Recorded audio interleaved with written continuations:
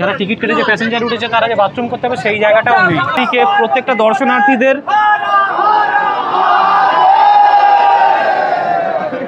2825 টাকা করে তোমাদের পার হেড পড়বে।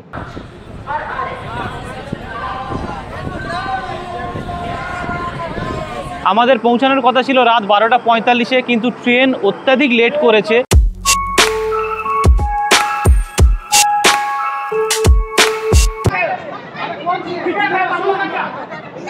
দেখো যাদের টিকিট আছে তারা ঢুকতে পারছে না, তার জন্য 3 টায়ার 2 টায়ার মানে যারা টিকিট কেটে উঠেছে সেই পাবলিকদের সাফার করতে হচ্ছে। আর এটা দেখো, এটা হচ্ছে ট্রেনের 2 টায়ার বগি, আর ট্রেনের 2 টায়ার বগির অবস্থা ঠিক এখন এই রকম। এত ভিড়ের পরিমাণ বেড়ে গেছে যে দরজা পুরো বন্ধ করে দিতে হয়েছে।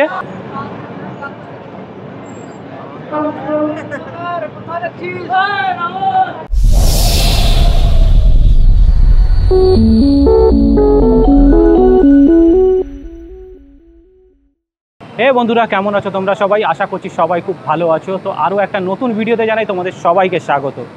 বন্ধুরা, আজকে আমার যে গন্তব্যস্থল হতে চলেছে সেটা হচ্ছে মহাকুম্ভের স্নান, যেখানে এখন প্রত্যেক কটা ভারতবাসী সারছে, সেই প্রয়াগরাজে কিন্তু আজকে আমার গন্তব্যস্থল হতে চলেছে। আর এই প্রয়াগরাজে আমি কিভাবে যাচ্ছি, মানে কোন ট্রেনে যাচ্ছি, তার ভাড়াই বা কত পড়ছে, আর কটা থেকে মানে কোন সময়ের এই ট্রেন ছাড়ছে, কটায় আমরা পৌঁছাবো, তো এই সব তথ্য তুলে ধরবো এই ভিডিওর মাধ্যমে। তাই ভিডিওটা স্কিপ না করে আশা করব তোমরা পুরোটা দেখো। তো চলো আর বেশি দেরি না করে ভিডিওটা এখান থেকে স্টার্ট করছি। বন্ধুরা, আজকে আমার প্রয়াগরাজের যাত্রা কলকাতা স্টেশন থেকে শুরু হচ্ছে। আর এই যে সামনে তোমরা দেখতে পাচ্ছ, সামনে হচ্ছে কলকাতা টু গোয়ালিয়র এক্সপ্রেস দাঁড়িয়ে আছে, যেটা বুধবারে 1:10-এ ছাড়ে। প্রত্যেক বুধবারে 1:10-এ ছাড়ে। আমি তোমাদের একটু সামনে থেকে নিয়ে গিয়ে দেখিয়ে দিচ্ছি। দেখো,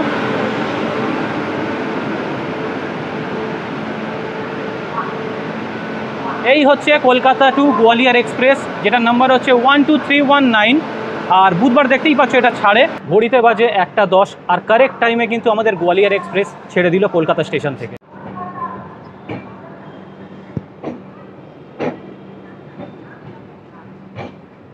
আর বন্ধুরা, এই গোয়ালিয়র এক্সপ্রেস প্রত্যেক বুধবার দুপুর 1:10-এ কিন্তু কলকাতা স্টেশন থেকে ছাড়ে, আর প্রয়াগরাজে পৌঁছায় রাত 12টা 45-এ।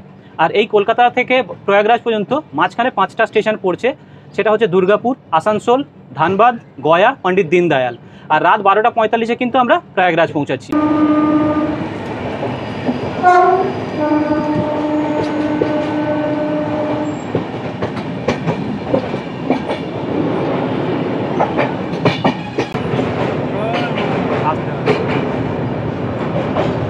এই এখন আমরা জাস্ট দক্ষিণেশ্বর মন্দিরটা পার হচ্ছি।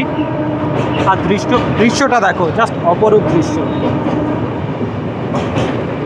সামনে ভাগীরথী নদী, আর এদিকে হচ্ছে মায়ের মন্দির।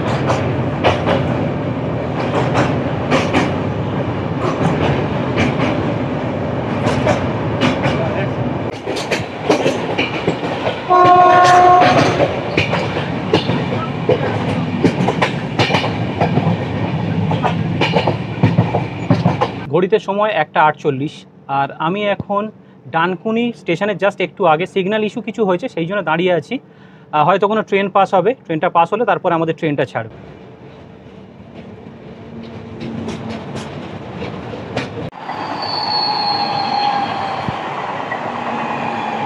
এইবার তোমাদের আমি এই ট্রেনের ফেয়ারগুলো বলছি।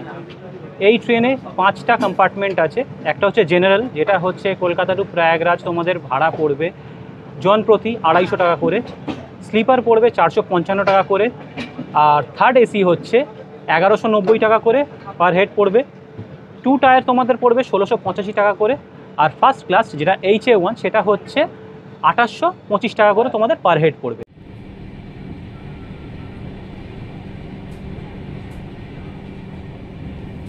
ঘড়িতে সময় এখন 3:30, আর এখন আমরা পৌঁছালাম দুর্গাপুরে। এই ট্রেনটা 3:15-তে দুর্গাপুরে আসার কথা ছিল, কিন্তু ট্রেন 15 মিনিট লেট থাকাকালীন 3:30-এ আমরা দুর্গাপুরে এসে পৌঁছালাম। আর আমার সঙ্গে এখন আছে টলিউডের ফেমাস স্টার দেব আমাদের। ঠিক আছে, তোমরা যারা দার্জিলিং সিরিজ দেখেছো তারা নিশ্চয়ই চেনো। আমার মাসির ছেলে, আমার ভাই গেছিল, আমরা সবাই দার্জিলিংয়ে আমরা খুব মজা করেছিলাম। তো আমরা এখন 2 ভাই যাচ্ছি প্রয়াগরাজে, খুব মজা করব, আর সেটা তোমাদের সঙ্গে অবশ্যই শেয়ার করব। তোর কেমন লাগছে? অবশ্যই ভালো লাগছে। কতটা এক্সাইটেড তুই এখন, মানে যে প্রয়াগরাজ যাচ্ছিস? আর এটা যেহেতু বন্ধুরা 144 মানে 144 বছরে এই কুম্ভ মেলাটা পড়ে। এমনি কুম্ভ মেলা তো মনে করো 12 বছরে একবার আসে, কিন্তু 144 বছরে এই মানে মহাকুম্ভটা আসছে আর আমরা দু ভাই তার সাক্ষী থাকতে পারছি। এটা নিজেদের সত্যি মানে গর্বিত মনে হচ্ছে, নিজেদের প্রাউড মোমেন্ট একটা। তো সিরিয়াসলি গুজবাম্পস আসছে, আমি বলছি একটা গুজবাম্পস আসছে, একটা আনন্দিত ভেতর থেকে একটা মানে আনন্দ লাগছে এতটা যে এই মহাকুম্ভের আমরা এই জীবন অন্তত আমরা মানে সাক্ষী থেকে যাব যে আমরা মহাকুম্ভে স্নানটা করেছিলাম দু ভাই। মানে হঠাৎ হয়েছে, আমাদের কোনো প্ল্যান ছিল না আর আমাদের প্ল্যানও ছিল না। জাস্ট আমি কাল ডিউটি থেকে নেমেছি, ওকে বললাম যে চলো, হ্যাঁ দুজনে মিলে একদমই করেছি। চলো ট্রেন সিগন্যাল দিয়ে দিয়েছে, বাকি কথা তোমাদের সঙ্গে পরে হচ্ছে। আর ঘড়িতে এখন বাজে 3:33, আমাদের ট্রেন ছেড়ে দিয়েছে দুর্গাপুর থেকে, আর নেক্সট স্টেশন পড়বে আসানসোল।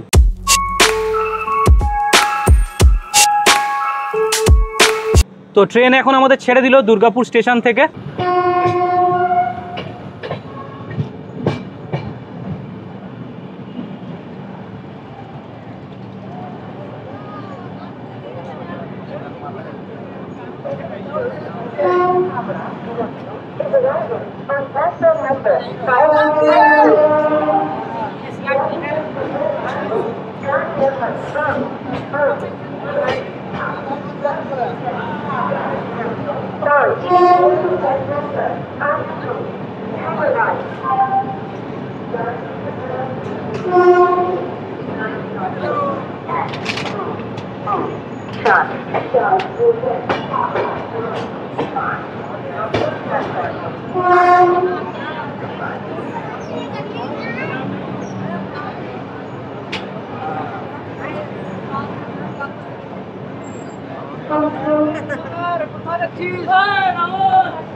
ঘড়িতে সময় হচ্ছে 4:13 আর আমরা এখন এসে পৌঁছালাম আসানসোল জাংশন। আসানসোলে পৌঁছানোর টাইম হচ্ছে 3:52। ট্রেন অলরেডি লেটে চলছে, জানি না আমরা প্রয়াগরাজ কখন পৌঁছাবো। আর আসানসোলে ঢোকার মুখে তোমাদের যে আমি দৃশ্যটা দেখালাম সেটা দেখে বুঝতেই পারছো মানে প্রয়াগরাজ যাওয়ার ভিড় কী লেভেলের, প্রচুর ভিড়। আরও এখন তো কিছুই না, ধানবাদ গয়া, ধানবাদে তো অতটা হবে না, কিন্তু গয়ার পরের থেকে এসি স্লিপার জেনারেল সব জেনারেল মানে HA1 আমরা HA1-এ তোমাদের দেখিয়ে দিচ্ছি। দেখো আমরা আছি HA1-এ। এই HA1 বা A1 বলো মানে 3 tier 2 tier first class sleeper সবই জেনারেলে কনভার্ট হয়ে যাবে। এত পরিমাণে ভিড় এখন আসানসোলে, এত ভিড় দেখলে তোমরা অলরেডি প্রত্যেকটা জায়গায় RPF গার্ড রেখে গার্ড দিয়ে প্যাসেঞ্জারদের জাস্ট গার্ড দিয়ে তারপরে ট্রেনে তুলছে। উইদাউট টিকিট চেকিংয়ে কিন্তু ট্রেনে ঢুকতে দিচ্ছে না, কারণ কিছুদিন আগে তোমরা নিউজ দেখেছো যে পদপৃষ্ঠ হয়েছে ট্রেনে উঠতে নামতে গিয়ে, তো খুবই দুঃখজনক ব্যাপার। তো সেই জন্য গার্ড এখন অনেক বাড়িয়ে দিয়েছে আর খুবই রেস্ট্রিকশন মেনে ট্রেনে ওঠাচ্ছে। জানি না পরবর্তীকালে যখন ধানবাদে বা গয়াতে পৌঁছাবো তখন তোমাদের কোনোভাবে আমি ভিডিও মানে করতে পারবো কিনা, কারণ প্রত্যেকবার দরজা খোলা যাবে না সব জায়গায়, কিন্তু HA1-এ বিশেষ করে HA1-এ দরজা কিন্তু সবসময় খোলা যাবে না, কারণ দরজা খোলা দেখলেই প্যাসেঞ্জার হু করে ঢুকে যাবে, কোনো কথা শুনবে না। তো আমি যতটা পারবো চেষ্টা করব তোমাদের সামনে যা দৃশ্য আমি দেখছি সেগুলো তোমাদের সঙ্গে শেয়ার করে নেওয়ার। আই হোপ ভিডিওটা তোমাদের ভালো লাগছে। তো ভিডিওটা যদি ভালো লাগে তোমরা কন্টিনিউ করো, স্কিপ না করে পুরোটা দেখতে থাকো। আরও অনেক তথ্য আছে যেগুলো তোমাদের সঙ্গে শেয়ার করার আছে, যা আমি দেখবো অবশ্যই সেগুলো সব তোমাদের সঙ্গে শেয়ার করে নেবো এখন। তো ভিডিওটা কন্টিনিউ করো। আর আসানসোল থেকেও কিন্তু আমাদের এই ট্রেন ছাড়লো।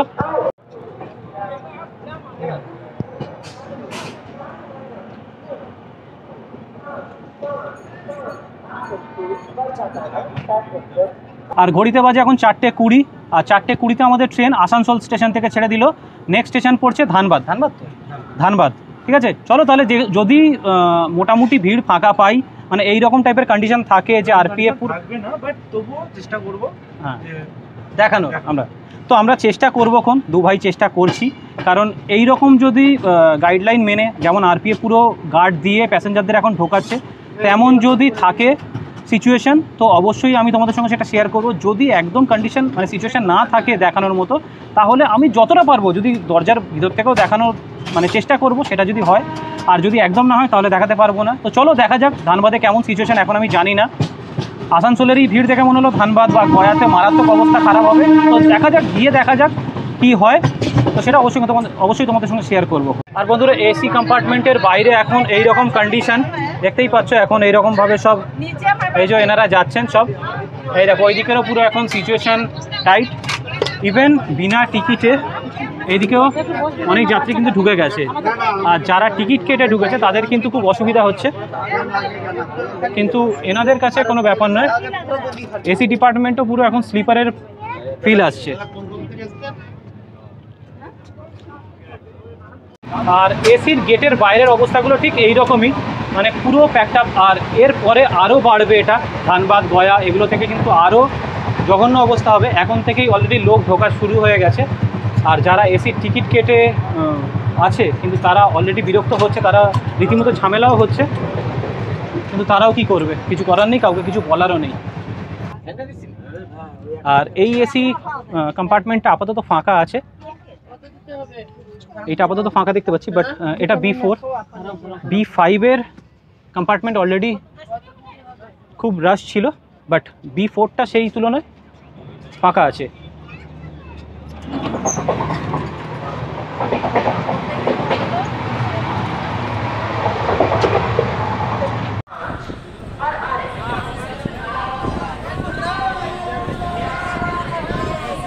দেখতে পাচ্ছ ধানবাদে কিন্তু অনেকটাই ভিড় হয়ে গেছে, আর এসি স্লিপার জেনারেল পুরোটাই সব এক হয়ে যাবে, কারণ এতটা ভিড় সব এসিতেও মানে সব চলে আসবে।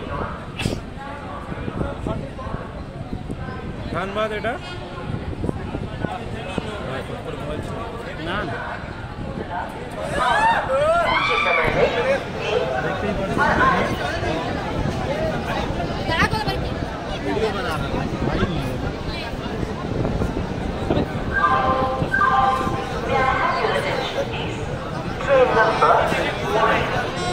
ঘড়িতে সময় হচ্ছে 5টা 14, ধানবাদে এসে গেলাম। ধানবাদে আসার সময় হচ্ছে 5টা 10, সেখানে 5টা 14 আমরা ধানবাদ জাংশনে ঢুকলাম। আর ভিড়টা তোমরা দেখলে, এখান থেকে তো যা শুরু, মানে আসানসোল থেকে যা শুরু হয়েছে ভিড়টা, ধানবাদেও কিন্তু কন্টিনিউটি মেনটেন করছে সেই ভিড়টা। জানি না গয়ায় আর পণ্ডিত দীনদয়ালে কী অবস্থা হবে, কারণ এরপর থেকে গয়াতে আরও বেশি রাশ হবে। ধানবাদ আসানসোলে তো যা স্টার্টিং হচ্ছে, ভিড়গুলো কিন্তু মারাত্মক, আরপিএফ হিমশিম খেয়ে যাচ্ছে এখানে, মানে যা দেখতে পাচ্ছি। আর এইদিকে দেখো পুরো প্যাকড আপ হয়ে গেছে, এদিকে ভিড়টা দেখো। এসি কম্পার্টমেন্টে পুরো জেনারেলের পুরো মজা। দেখো যাদের টিকিট আছে তারা ঢুকতে পারছে না, কি মুশকিল। যারা টিকিট কেটে মানে যারা টিকিট কেটে প্যাসেঞ্জার, তারা কিন্তু ট্রেনে উঠতে পারছে না, যাচ্ছে তাই অবস্থা।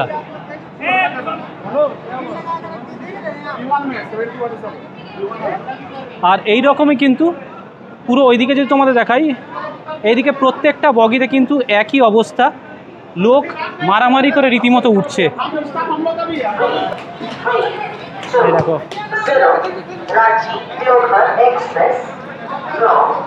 এগুলো সবাই উঠছে, যারা এনারা কিন্তু সবাই বিনা টিকিটে উঠে যাচ্ছে জোর জবরদস্তি করে। এখানে খালি ভিড়টা দেখো,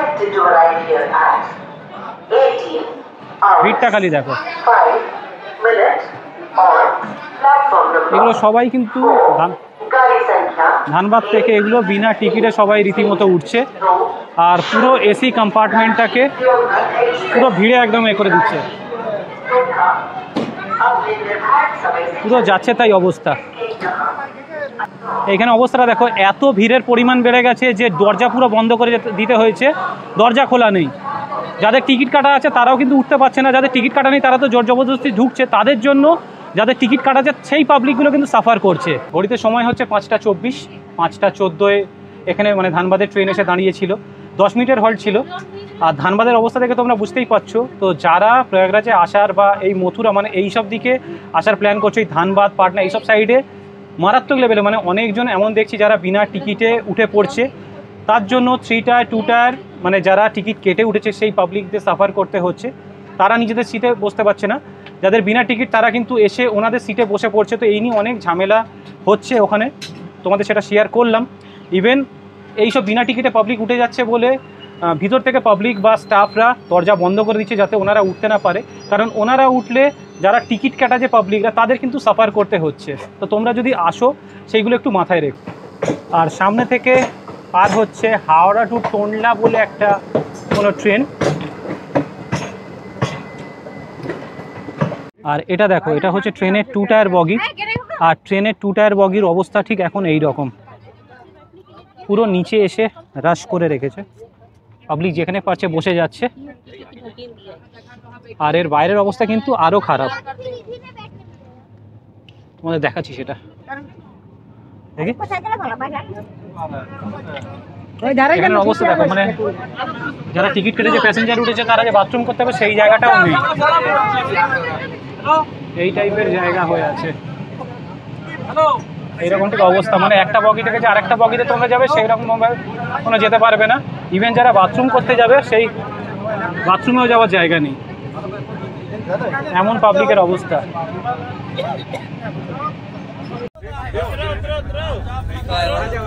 सोशल मीडिया डालेंगे, स्टैंड में डालेंगे, आराम से उतरो भैया।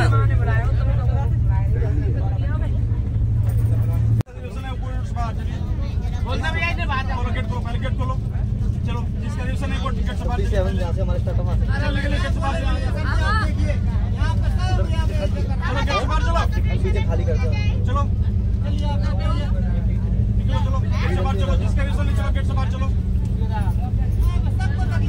चलो निकलो, जल्दी निकलो, जल्दी आप लोग जाइए। क्या करना चाहते हो आप? खर्चा तो नहीं करते, बताओ आप 6 से जाएंगे, जीवन की निकालो भाई, जीवन की कहां चढ़ जाए, कैमरा लगा बता नहीं देखते हो इसके नाम से। और कौन है? चलो अरे भाई छोड़ दो यार, क्यों वीडियो बना रहे हो? चलो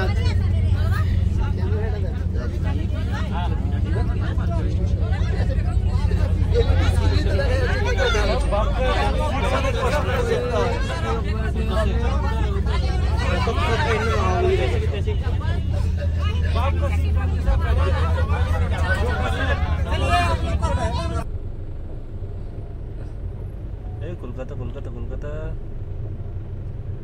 হাওড়া শিয়ালদা কলকাতা, তবুও হিসাব মতো কমই আছে, অনেক কম, অনেক কম আছে। তো যেসব উঠবে সব এর থেকে মোগলসরাই থেকে প্রচুর ভিড় হবে।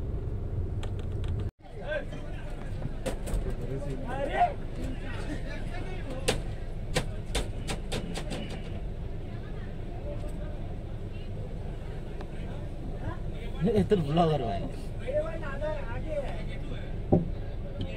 তো এইসব ভিডিও নিয়ে কি করবি? রেখে দিন না স্মৃতি। স্মৃতি তো করতে হবে না।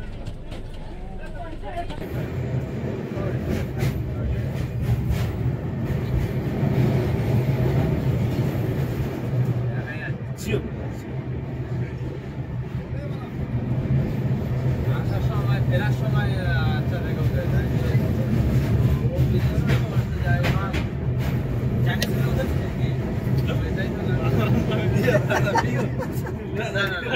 খালি ব্রিজ চলে আসছে খালি সামনে।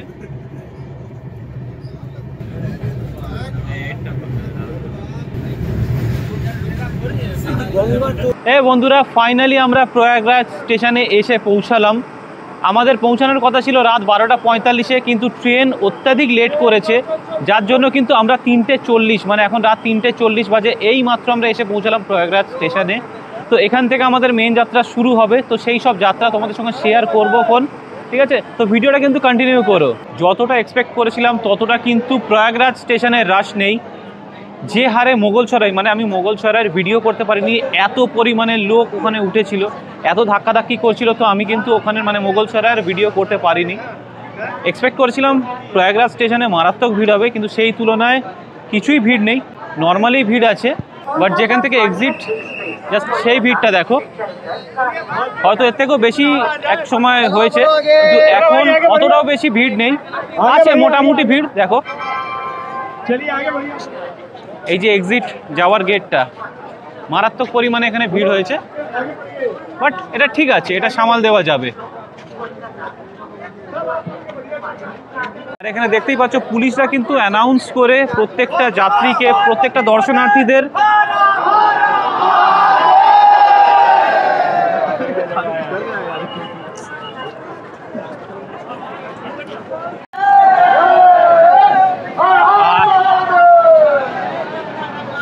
আর আমার পিছনেও তোমরা ভিড়টা দেখতে পাচ্ছ। আর এখানে কিন্তু বেশ মানে যে জনজোয়ারটা আছে সেই জনজোয়ারটা হর হর মহাদেব বলে চলে এসেছি স্টেশনের বাইরে। আর বাইরের অবস্থাটা ঠিক এই রকম। দেখো কিছু যাত্রী বসে আছে। আর এই যে ব্রিজটা, এই ব্রিজটা হয়ে আমরা এলাম, পুরো ঘুরিয়ে এই ব্রিজ হয়ে এই দিক থেকে নামাচ্ছে। স্টেশনের এই দিক থেকে বেরিয়ে যাত্রীরা কিন্তু নানান দিকে যাচ্ছে।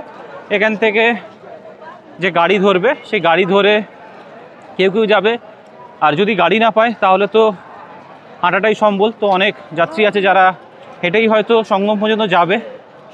তো দেখা যাক এখান থেকে আমরা এখন কি পাই, তো সেটাও তোমাদের সঙ্গে শেয়ার করছি। আর স্টেশন থেকে একটু বাইরে এগিয়ে আসতে দেখো এখানে কি সুন্দর আমাদের যে ফ্ল্যাগ আছে সেই ফ্ল্যাগের কালার দিয়ে কি সুন্দর স্ট্রিট লাইটগুলো করেছে, দেখতে কিন্তু অসাধারণ লাগছে।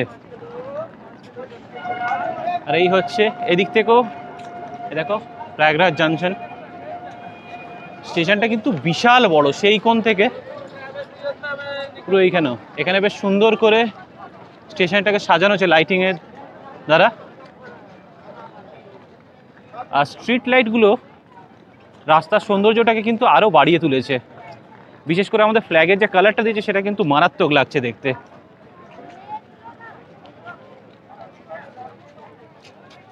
এখন ঘড়িতে বাজে ভোর 4টে, আর জানি না এখন এখান থেকে আদৌ কোনো গাড়ি পাবো কি না।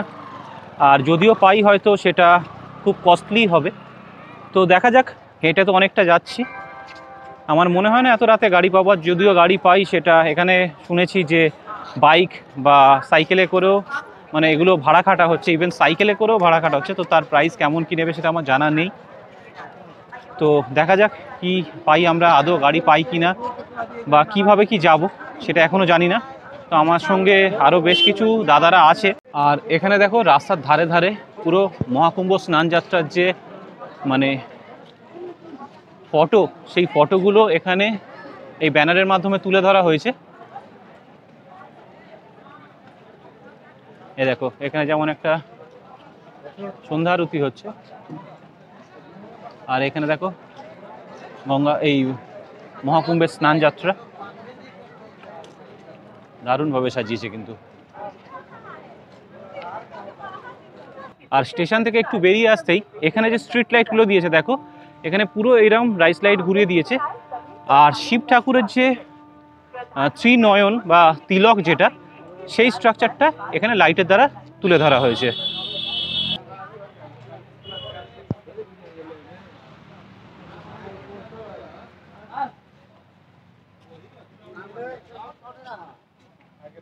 আর কেউ নেই তো না,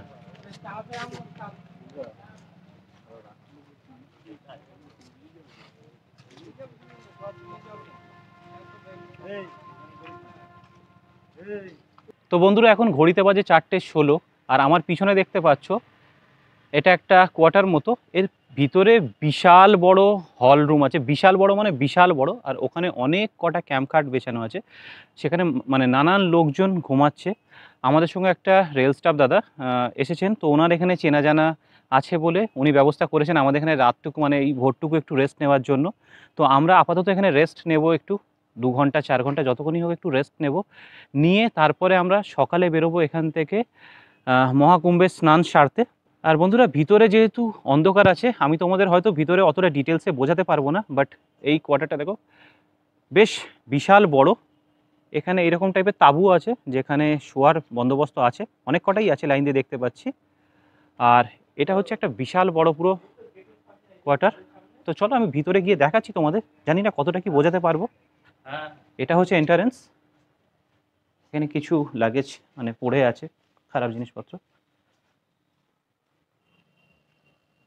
আর হলটা ঠিক এইরকম বড়, অন্ধকার আছে বলে ঠিক বোঝাতে পারছি না, বাট এইরকম অজস্র খাট পড়ে আছে, এখানে অনেকজন ঘুমাচ্ছে না।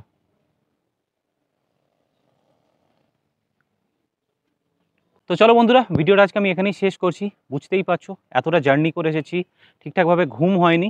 তো এখন এখানে 2 ঘন্টা 4 ঘন্টা যতক্ষণই পারি একটু রেস্ট নেব, কালকে সকালে মহাকুম্ভের স্নানের জন্য রওনা দেব। তাহলে ভিডিওটা আজকে আমি এখানেই শেষ করছি। চলো ভিডিওটা তোমাদের কেমন লাগলো অবশ্যই কমেন্ট করে জানাতে পারো। আর ভিডিওটা যদি ভালো লাগে অবশ্যই লাইক করে দিও, শেয়ার করে দিও নিজের ফ্রেন্ডস আর ফ্যামিলির সঙ্গে। আর এই ধরনের কন্টেন্ট দেখতে চাইলে অবশ্যই আমার চ্যানেলটাকে সাবস্ক্রাইব করে রাখতে পারো। তাহলে চলো, গুড নাইট, টাটা।